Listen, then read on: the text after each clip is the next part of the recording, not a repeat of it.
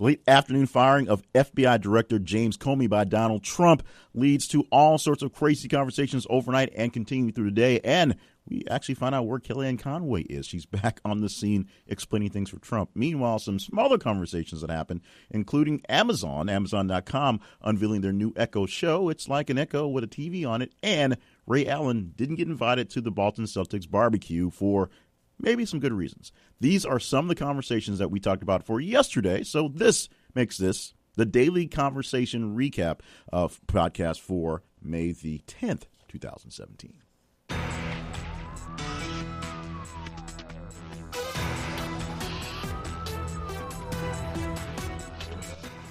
Welcome to the podcast that is brought to you by thisistheconversation.com, the home for some of the best conversations with some of the best conversationalists in the world, and that's you folks out there living via the internet. We have conversations via social media and our website, so find us on Twitter at @th_conversation.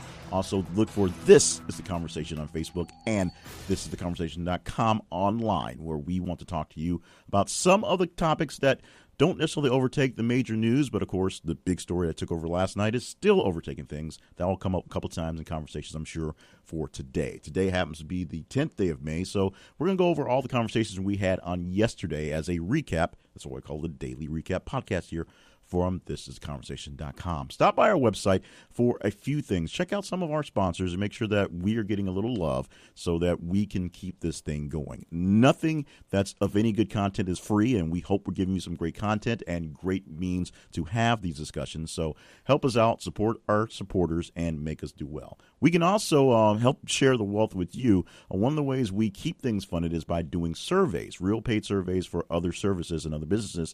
And if you want to be a part of that service, go to thisistheconversation.com/survey panel, and you can apply. That just means you fill out a form. If we find a survey we think you're good for, we're going to send it to you. If you fill it out, you get paid. There is no in-between qualifying surveys from here on out. And look for various other small surveys here or there to help us get the right clients and ask the right questions for all of our surveys. But to get in on the big deal, go to thisistheconversation.com/survey panel and apply today. Now, let's apply yesterday's knowledge in this podcast, starting off with what was actually the first post for the day, being the Australian Airlines CEO giving his speech, being hit with a pie in the face. We pretty much went ad nauseum on that one yesterday, but essentially the CEO of Qantas Airlines was giving a speech on stage in front of lots of people.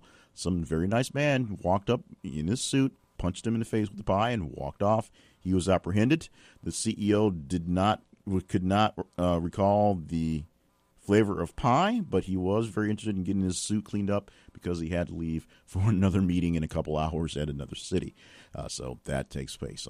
Pies in the face are very funny. We have a lot of airplane stuff in yesterday's conversations and actually starting off for today as well. Overnight on Sunday, passengers in a Florida airport had some issues with 9 Spirit Airlines flights being canceled and just going nuts in the case. This went viral very easily because everyone has a cell phone, everyone pulled them out, and everyone in the tarmac was going crazy over this one.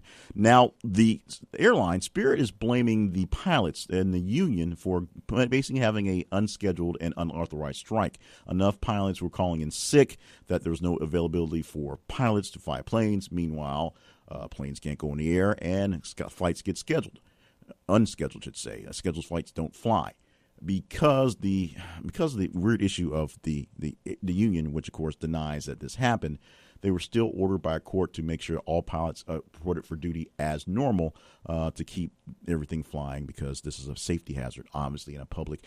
Just a public nuisance, to be honest. Also, the very first tweet for today that we had coming out on Twitter is a fight that broke out, I should say, aboard an airplane in Burbank. So maybe the friendly skies are getting not so friendly, and that's going to be a trend for a while until someone really steps in and fixes this. Maybe more pies in the face may fix this issue. On Sunday, Ray Allen, let me back this up. On Sunday, the Boston Celtics 2008 championship team had a reunion at a secret location that was brought forth by Kevin Garnett, KG. Everyone was invited, and the main players for that reunion, including Rajon Rondo, currently playing for the Bulls, and the basically retired Paul Pierce was there. KG was there, of course. Big Baby Perkins was there.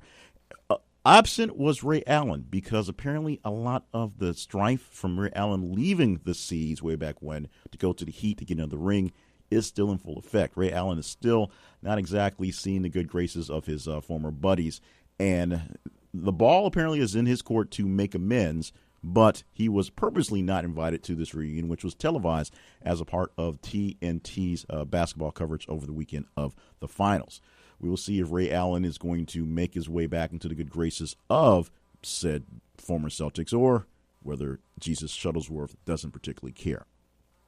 Amazon unveiled a new device, another Echo. This one called the Echo Show. It has a screen, and you can take video calls with it. So it's $230, which ain't too bad to have the Echo capabilities, which is coming cheaper and cheaper along the way as other competitors are getting into the business. And, of course, technology gets better. The speech recognition gets better. My speech doesn't get much better. And it adds that perfect video screen to display so you can see things. One of the real key issues with this, or key selling points for this, is the fact that humans ourselves are a flawed species and a flawed technology. While we can talk at a certain pace, we can only take in audio information at a certain pace. And oddly enough, even though we tend to not want to read, we can read much faster than we can take in audio information as well.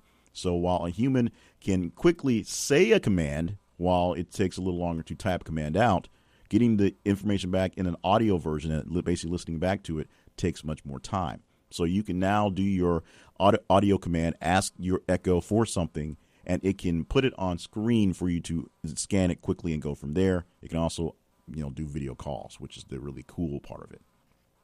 Moon Jae-in is the new president for South Korea. Of course, South Korea ousted its other president for corruption, had a special election, and Moon Jae-in, who is seen as a conservative, is now your president in South Korea. So another new world election that we'll have to kind of see how it comes through. Tweets, I'm sure, were sent out by President Trump on congratulating on the win. We'll see how well this guy deals with our guy in their other guy they have a problem with. If you're a fan of the show Dance Moms, or particularly not a fan of Abby Lee Miller from Dance Moms, you may get glee out of this one. She was sentenced officially to 1 year and a day in prison to deal with a bankruptcy fraud case, and, of course, also charged with carrying about $120,000 of Australian currency into the country of Australia without declaring it, basically coming with a whole bunch of cash to pay a couple people off and not putting it in her initial declarations. If you're not a fan of the show, just ignore that and assume that we go on to something that's much more hopefully entertaining. Meanwhile, something much more entertaining happened yesterday, which probably shouldn't have been as entertaining. Donald Trump fired James Comey as FBI director. Now, he has the right to fire anybody who wants to. He's been doing it, at least officially on TV, for about a decade. Here's the problem. He fired Comey while he was busy giving a speech for FBI agents in L.A. Comey didn't find out he was fired until he saw the news reports that it came about an hour into his speech. And there's a whole lot of just sniff test issues where firing Comey as they're about to subpoena different members of the Trump administration to talk about the Russia stuff, and Trump about to meet with the guy from Russia. So while it all looks like it's just normal business as normal, it gets weird, and it got even weirder as the night went on. We got to see snippets of the letter written for the official firing of Donald Trump, which states in one paragraph how Trump is appreciative of Comey's work and very glad that Comey informed him in three specific times, he was not the subject of investigations, yet he was still fired. Also, the fact that now that Comey is not running the investigation, Trump can put somebody else in the place for the FBI that will now be in charge of the investigation, that may not want to do the investigation the way that Comey was doing it, or a way that's partisan or nonpartisan, I should say. And the really weird issue about this is Trump was apparently looking for some applause from the Democrats who were all already upset about Comey because he essentially is one of the keys to Hillary Clinton not getting the win to the president, not winning the election. So Trump started looking for things for the Democrats for firing a guy that kept their girl out of office, even though he did it 10 months after all the fact. And, of course, he lauded the guy in the process. This thing's going to take a couple more conversations throughout the day, so look for more things to talk about in this whole big ordeal, including a lot of talking heads on both sides losing their minds. Larissa Waters is a member of the Australian Federal Parliament, and she took her newborn baby to Parliament yesterday or the day before. She made history by not so much taking the baby to Parliament, but, throwing a sheet over her chest and just popping the whole bad boy out and breastfeeding the baby while working in Parliament because, she had things to do. You can see this as a great show for feminism and in a way that, they're not letting anything get in the way. You can see it as a blow against just common decency if you don't think women should be breastfeeding, A, in public, B, at work, C, in front of just regular people. But it was a pretty big deal, and it's listed as a historic mark for Australian federal parliament. So yay for her, yay for Australia. Amazon countered the Walmart free shipping play by undercutting them. Walmart's free shipping is now based on anything $35 and up. So you pay $35 online, they'll ship it for free. Amazon cut that down to $25. If you pay $25 on something, they'll ship it for free. Now, remember, people that are Prime members, they pay a membership of about $100 a year, and they get free shipping all the time. And, in fact, they get free shipping on express shipping. So they're paying upfront for their shipping. People can counter that Amazon is kind of bribing people to be a part of the deal and then underpaying the people working to make these things happen. But Amazon knows what it's doing because it makes a whole lot of money. At least it does now. For a while, it wasn't quite profitable, but made a lot of money. Now it's profitable and making much money for some shareholders, definitely for Jeff Bezos. A study suggests that a daily dose of cannabis could reverse the effects of old age. This came in early and after all the James Comey stuff that popped in last night. It was hard to find some stuff this morning to really get a big bump into, but this one caught my attention. Cannabis stories catch my attention. I can't really tell you why. But a new study shows that a daily dose of cannabis can do a lot to kind of back off old age issues and, chronic pain and memory loss, stuff like that. So a little smoke could make things happen. If you can legally get it, we'll go with that. And, of course, we talked about the fight that broke out aboard the airplane in Burbank. That was the second tweet of the day officially, but it's essentially what's starting off this morning and this morning's what's going to be in the wrap-up recaps for this morning and today. So thank you so much for being a part of all the conversations we had yesterday, especially all the big Comey talk, because it's going to be big Comey talk for a couple days, it looks like. If you want to find out more about what's going on with my other projects, check out jclevelandpayne.net. Of course, follow the conversation on social media at th_conversation, facebook.com/thisisaconversation, and thisisaconversation.com, where if you stop by the website, you get a chance to join the conversation survey panel. It's simple. You go there, you fill out the form, we get your information, and we'll send you some links to surveys. And if you do the survey, you get paid. That's simple. All this can be done at thisisaconversation.com/survey panel. And, of course, our sponsor for this week's batch of shows is York Photo. Stop by our website, thisisaconversation.com/York Photo, for great deals from this group.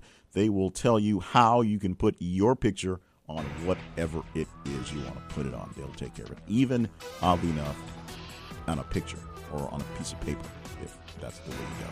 Thisisaconversation.com/York Photo takes care of that. I have taken care of the recap from yesterday's conversation, and I will take care of getting more great conversations in online and, of course, via social media at the website and back in this podcast for another edition of a daily recap podcast from thisisaconversation.com.